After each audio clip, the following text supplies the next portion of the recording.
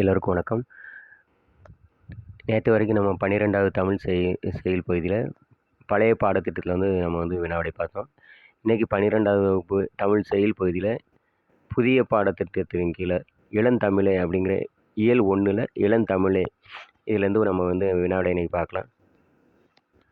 நம் பண்பாட்டின் நீட்சி அடையாளமாக விளங்குவது எது அப்படின்னா தமிழ் மொழி. நம் பண்பாட்டின் நீட்சி அடையாளமாக விளங்குவது தமிழ் மொழி.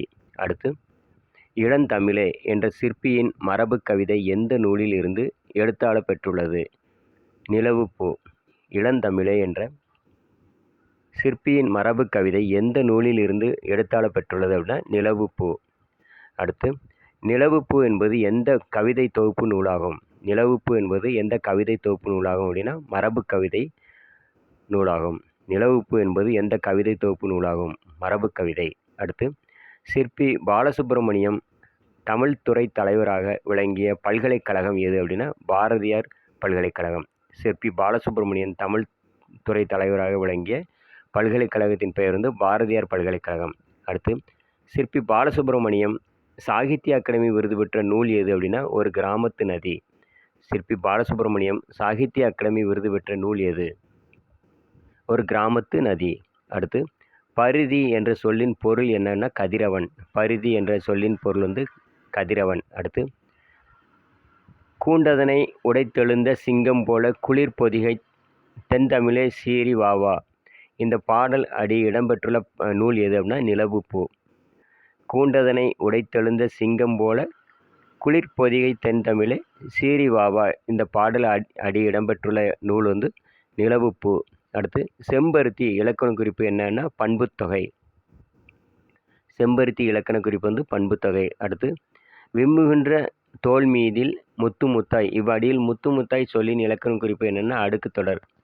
விம்முகின்ற தோல் மீதில் முத்து முத்தாய். இவ்வடியில் முத்து முத்தாய் சொல்லின் இலக்கண குறிப்பு என்ன அப்படின்னா அடுக்கு தொடர். அடுத்து, வியந்து இச்சொல்லை பிரித்தெழுதுக அப்படின்னு கேட்பாங்க. வியந்து இச்சொல்லை பிரித்தெழுதுக அப்படின்னா விய கூட்டல் இத்து இந்து கூட்டல் இத்து கூட்டல் ஊ. அடுத்து, செம்பருதி மலை மேட்டில் தலையை சாய்ப்பான் செந்நிறத்து பூக்காடம் வானமெல்லாம். இப்பாடலில் உள்ள தொடை நயம் என்னென்னா மோனை. செம்பருதி மலைமேட்டில் தலையை சாய்ப்பான் செந்நிறத்து பூக்காடம் வானமெல்லாம். இப்பாடலில் உள்ள தொடை நயம் என்ன அப்படின்னா மோனை. அடுத்து, மீண்டும் வந்த பழமை நலம் புதுக்குதற்கு. மீண்டும் வந்த பழமை நலம் புதுக்குதற்கு. கவிஞர் குறிப்பிடும் பழமை நலம். இதில் 3 ஆன்சர் கொடுத்துருக்காங்க.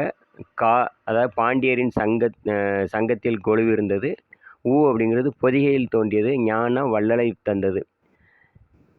இதில் சரியான ஆன்சர் அதாவது பாண்டியரின் சங்கத்தில் கொலுவில் இருந்தது. மீண்டும் வந்த பழமை நலம் புதுக்குதற்கு. கவிஞர் குறிப்பிடும் பழமை நலம் என்னென்னா இதில் பாண்டியரின் சங்கத்தில் கொலுவு இருந்தது ஆன்சர். அடுத்து, தொடர்ச்சியாக நம்ம இந்த செயல்பகுதியில் பொருள் கூறுக பார்க்கலாம். பரிதி அப்படின்னா சூரியன் கதிரவன். பரிதினா சூரியன் கதிரவன். அடுத்து, விம்முதல் அப்படிங்கிறது பருத்தல் மிகுதல். அடுத்து, வீற்றிருத்தல் அமர்ந்திருத்தல். முன்னம் பொருள் முன்பு. முன்னம் பொருள் முன்பு. கொழு பொருள் பொம்மை. அடுத்து, பொதிகை பொருள் என்ன அப்படின்னா மலை. இயம்புதல் பொருள் சொல்லுதல். இயம்புதல் சொல்லுதல். அடுத்து, புதுக்குதற்கு புகுவதற்கு. புதுக்குதற்கு பொருள் என்ன அப்படின்னா புகுவதற்கு. அடுத்து, மூண்டு வரும் பொருள் பொங்கி வரும்.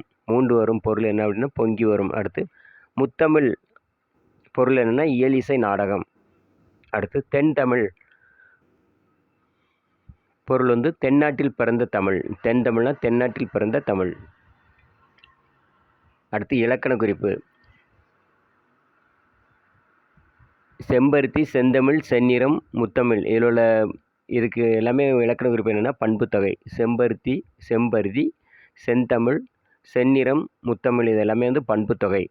முத்து முத்தாய் வாவா அப்படிங்கிறது அடுக்கு தொடர்கள். அடுத்து, சிவந்து ஈன்று வியந்து இது இந்த ரெண்டும் வினைச்சங்கள். சிவந்து ஈன்று வியந்து இது ரெண்டும் இலக்கண குறிப்பு வினைச்சங்கள். அடுத்து, வியர்வை வெள்ளம் தமிழ் குயில். இந்த ரெண்டுக்கும் இலக்கண குறிப்பு உருவகங்கள். வியர்வை வெள்ளம், தமிழ் குயில். இலக்கண குறிப்பு வந்து உருவகங்கள். அடுத்து சாய்ப்பான். இலக்கண குறிப்பு என்ன அப்படின்னா வினையால் அணையும் பெயர்.